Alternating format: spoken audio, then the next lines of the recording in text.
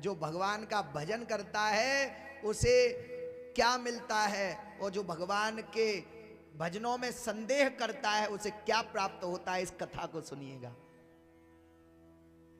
काक भुसुंडी जी भगवान राम का भजन करते हैं और राम राम जपते रहते हैं।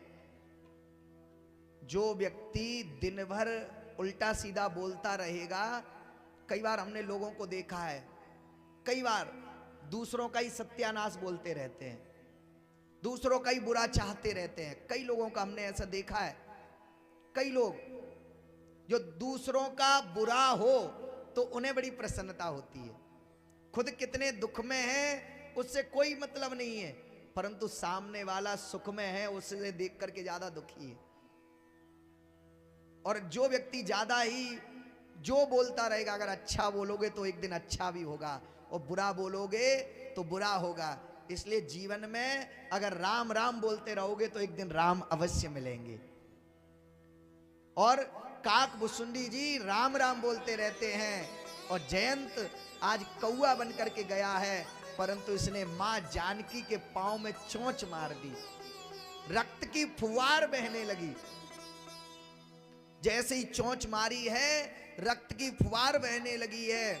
भगवान ने जो देखा कि जानकी जी के पांव में कौए ने चोंच मार दी, भगवान को क्रोध आ गया, और क्रोध में भगवान ने कुसा उठाई है और कुसा में से एक तिनका निकाला है, और तिनका निकाल करके उस तिनके को ही फेंक दिया है। अब सोचिएगा इस कथा से कि जो परमात्मा अपने तिनके से किसी का भी वध कर सकते हैं, क्या उन्हें रावण का वध करने के लिए अवतार लेना पड़ा? रावण का वध करने के लिए नहीं, भगवान सबरी जी के लिए आए, भगवान भरद्वाज जी के लिए आए, भगवान अत्रि जी के लिए आए, भगवान अयोध्या वासियों के लिए आए, भगवान दशरथ जी के लिए आए, भगवान कौशल्या के लिए आए, भगवान केवट के लिए आए, भगवान निषाद राज के लिए आए, भगवान हनुमान के लिए आए, भगवान विभीषण के लिए आए, भगवान सुग्रीव के लिए आए, भगवान राम हम सब के लिए आए। इसलिए भगवान ने अवतार लिया। केवल रावण को मारने के लिए राम नहीं आए हैं, हम सब के लिए आए राम, हम सब के लिए। आज तिनके का रूप धारण करके जो फेंका है तिनके को कुसा का तीर बना करके, अब तो जयंत भागता जा रहा है, तिनका पीछे पीछे है, बाण पीछे पीछे चला जा रहा है, जयंत भागता जा रहा है।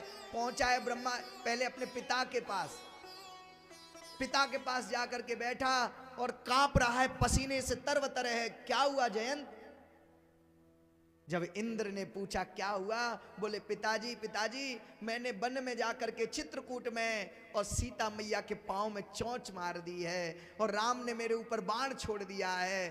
अब तो देवराज इंद्र समझ गए कि जिनकी शरण में जाने से सारे दोष समाप्त हो जाएं, और उन्हीं की शरण में तू दोष करके आया है, फिर उससे कोई नहीं बचा सकता, कोई नहीं बचा सकता, भाग यहां से। इंद्र ने भी भगा दिया, भले ही मेरा पुत्र है परंतु पाप करके आया है, इसलिए भाग जा यहां से। और दौड़ दौड़ करके गया, दौड़ दौड़ करके पहुंचा कहां? वो बाण पीछे पीछे आ रहा है। पहुंचा ब्रह्मा जी के पास, हे ब्रह्मा जी, हे ब्रह्मा जी रक्षा कर लो, हे ब्रह्मा जी रक्षा कर लो। क्या हुआ जयंत, क्या हुआ? ब्रह्मा जी आज राम जी ने मेरे ऊपर एक बाण छोड़ दिया है, या तो वो बाण मुझे मार देगा या आप मेरी रक्षा करो, मेरी रक्षा करो ब्रह्मा जी। ब्रह्मा जी ने कहा तू यहां से शीघ्र चला जा, नहीं तो मैं अभी ब्रह्मास्त्र छोड़ करके तेरा वध कर दूंगा। तू ऐसा पाप करके आया है और पापी के लिए इस ब्रह्मलोक में कोई स्थान नहीं है, भाग यहां से। भगा दिया, भगा दिया है। वहां से भाग भाग करके चला, शिव जी के पास पहुंचा। हे शंकर भगवान त्राहि माम त्राहि माम त्राहि माम, रक्षा करो रक्षा करो रक्षा करो। क्या हुआ जयंत, क्या हुआ? प्रभु मेरे द्वारा एक दोष हो गया, पाप हो गया। क्या हुआ? आज मैंने भगवान की परीक्षा लेने के लिए, उनका बल पराक्रम देखने के लिए सीता मैया के पांव में कौआ बन करके चोंच मार दी। जो शंकर जी ने इतना सुना, अपना त्रिशूल उठाने लगे हैं। जयंत, जल्दी से जल्दी मेरी आंखों के सामने से दूर हो जा, नहीं तो अभी त्रिशूल से तेरा वध कर दूंगा। ऐसा पाप कर करके आ कैसे गया मेरे सामने? ऐसा पाप करके दूर हो जा, नहीं तो त्रिशूल से वध कर दूंगा। अब जयंत भाग रहा है, कोई भी रक्षा नहीं कर रहा है। न पिता ने त्याग दिया, ब्रह्मा जी ने छोड़ दिया, शंकर भगवान क्रोधित हो गए। अब कहां जाऊं, कहां जाऊं, कहां जाऊं? बस भाग रहा है, पीछे पीछे वो तिनका चला जा रहा है। और जब कहते हैं जीवन में जब संकट से घिर जाओ तो फिर किसकी शरण पकड़ना चाहिए? संत की शरण। जब जीवन में विपत्तियां आ जाएं, कहीं भी रास्ता ना दिखाई दे, तो या तो संत या फिर गुरु, इन दो की शरण पकड़ लो, ये उद्धार कर देते हैं। आप कभी भी जाना किसी मंदिर में और कोई संत आपको अगर दुखी देखेंगे, मुंह लटकाए बैठे हो मंदिर में, तो संत का हृदय ऐसा होता है, वो पूछ ही लेंगे, भैया क्या बात है, आप दुखी क्यों हो, कुछ बात है? अरे मुझे बताओ। संतों का हृदय बड़ा कोमल होता है। जब नारद जी ने देखा कि जयंत विकल है, परेशान है, क्या हुआ? नारद जी ने पूछा, क्या हुआ जयंत, क्या हुआ? नारद जी, अब मुझे बचा लो, मुझे बचा लो नारद जी, बचा लो। मेरे द्वारा बहुत गंभीर पाप हो गया है, बहुत गंभीर पाप हो गया है। जिनकी शरण में सारे लोग बच जाते हैं, जिनकी शरण सबसे सुरक्षित जगह है, आज वही शरण मेरे पीछे आज काल बन करके पड़ी हुई है। क्या हुआ? विस्तार से बताओ। मैंने चित्रकूट में मां जानकी के पांव में कौआ बन करके चोंच मारी है, और आज राम जी ने मेरे ऊपर वो देखो बाण छोड़ रखा है, वो पीछे चला आ रहा है, तिनका वो चला आ रहा है। नारद जी ने यहां बड़ा सुंदर उत्तर दिया कि जयंत, अगर ये बाण तुम्हें मारना चाहता तो कब का मार देता। ये बाण तुम्हें मारना चाहता तो कब का मार देता। जहां जहां तुम जा रहे हो वहीं वहीं ये बाण रुक रहा है। देखो अभी भी रुका हुआ है, आ तो नहीं रहा तुम्हारे पास, वो देखो रुका हुआ है।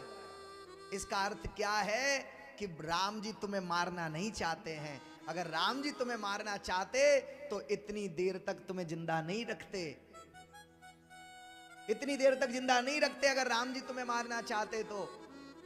इसका अर्थ है कि तुम्हें अगर कोई बचा सकता है तो केवल राम जी की शरण ही बचा सकती है। राम जी की शरण सबसे सुरक्षित जगह है, और तुम जाओ और राम जी की शरण पकड़ लो, वही तुम्हें बचा सकते हैं, वही बचाएंगे तुम्हें। और नारद जी के कहने से, आज एक संत के कहने से, संत अच्छा मार्ग बता देते हैं हमें, इसलिए संतों के पास जाना चाहिए। गुरु हमें परमात्मा के पास ले जाते हैं, इसलिए जीवन में गुरु का होना परम आवश्यक है। और जयंत पुनः भगवान के पास पहुंचा है, और पुनः जाकर के भगवान के समक्ष जाकर के भगवान के चरण पकड़ लिए, आंखों में आंसू भरे हुए हैं और भगवान के समक्ष रुदन कर रहा है। अगर नाथ देखोगे अब गुण हमारे, अगर नाथ देखोगे अब गुण हमारे, तो हम कैसे लगेंगे किनारे। और आज जयंत पहुंचा है भगवान की शरण में कि हे प्रभु, आपकी शरण तो वो शरण है जो कभी किसी के अवगुण नहीं देखती है। वो सपने नहीं देखूं पर दोषा, आप दोष भी नहीं देखते हैं, आप तो केवल हृदय देखते हो। हे प्रभु क्षमा कर दो, क्षमा कर दो, क्षमा कर दो। यहां पर क्षमा भी कई प्रकार से मांगी जाती है, ध्यान से सुनना।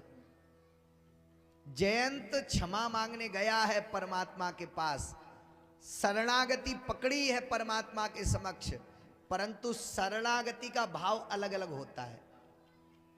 एक होता है शरीर से प्रणाम करना, शरीर से समर्पण करना। हम गुरुओं के चरणों में शरीर से प्रणाम करते हैं, भगवान के मंदिर में शरीर से प्रणाम करते हैं। ये होता है शरीर से प्रणाम करना, शरणागति। परंतु शरणागति भाव कब आता है पूरा?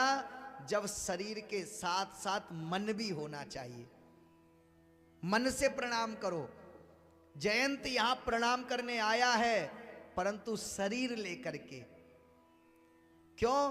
क्योंकि सारे देवताओं ने त्याग कर दिया, और जब देवताओं ने त्याग किया है तो भगवान की शरण में आया, मन से नहीं आया। अगर मन से आता तो फिर ऐसा दुष्कर्म करता ही नहीं, दुष्कृत्य करता ही नहीं।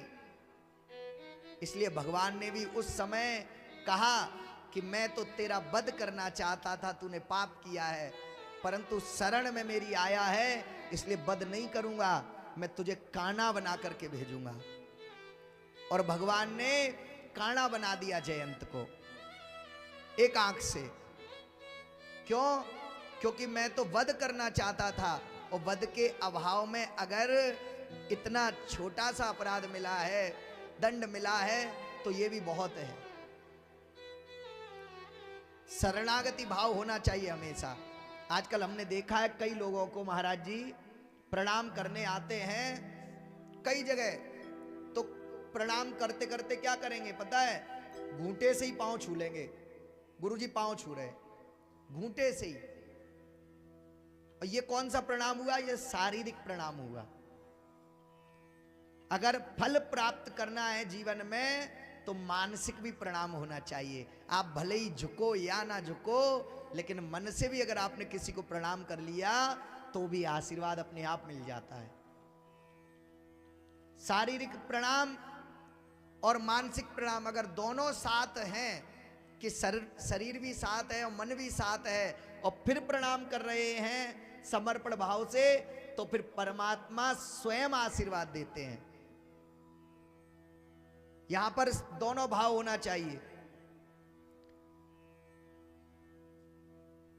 भगवान ने पूछा जयंत से कि जयंत, तुमने ऐसा पाप क्यों किया? क्यों सीता मैया, क्यों जानकी के पांव में तुमने चोंच मारी?